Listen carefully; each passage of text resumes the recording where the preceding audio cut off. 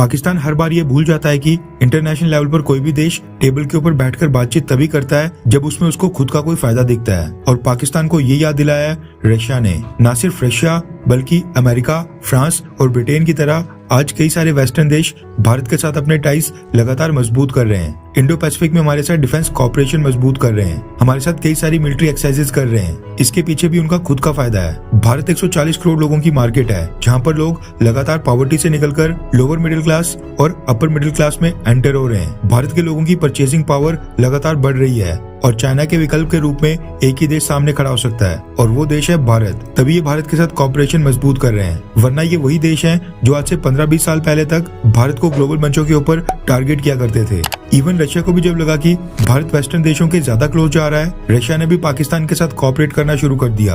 पाकिस्तान को weapon sales करने की घोषणा की। कहने का मतलब है कि इंटरनेशनल डिप्लोमेसी में कुछ भी फ्री या फिर डिस्काउंट के ऊपर तभी मिलता है जब उसमें फ्यूचर में उस देश का कोई बड़ा बेनिफिट जुड़ा हो। कुछ हफ्तों पहले आपको याद होगा पाकिस्तान गवर्नमेंट की तरफ से कई सारी बड़ी बड़ी बातें की जा रही थी। कहा जा रहा था कि वो भी रशिया से डिस्काउंटेड प्राइस के ऊपर क्रूड ऑयल परचेज करेंगे और सेम उतना डिस्काउंट डिमांड करेंगे जितना भारत को मिलता है। लेकिन पाकिस्तान शायद ये भूल गया था कि रशिया भारत को जो डिस्काउंट ऑफर कर रहा है उसके पीछे भी एक बड़ा कारण है। भारत क्रूड ऑयल का तीसरा सबसे बड़ा इंपोर्टर है, 5वीं सबसे बड़ी अर्थव्यवस्था है और जल्द तीसरी सबसे बड़ी अर्थव्यवस्था बनने वाला है। हम रशिया से बहुत ही ह्यूज क्वांटिटी में क्रूड ऑयल परचेज करते हैं और कई बिलियन डॉलर्स का हमारा बायलैटरल ट्रेड है। रशिया सैंक्शंस के बाद कई सारी चीजों के लिए भारत के ऊपर निर्भर हो गया है, इसलिए वो भारत को डिस्काउंट दे रहा है। और भारत की टोटल क्रूड ऑयल कंजप्शन है 50 लाख बैरल्स पर डे, जबकि पाकिस्तान की टोटल क्रूड ऑयल कंजप्शन है 5 लाख बैरल्स पर डे। यानी पाकिस्तान एक दिन में जितना क्रूड ऑयल यूज करता है, भारत एक दिन में उससे 10 गुना ज्यादा यूज करता है। दोनों देशों में कोई कंपैरिजन ही नहीं किया जा सकता है। लेकिन इसके बावजूद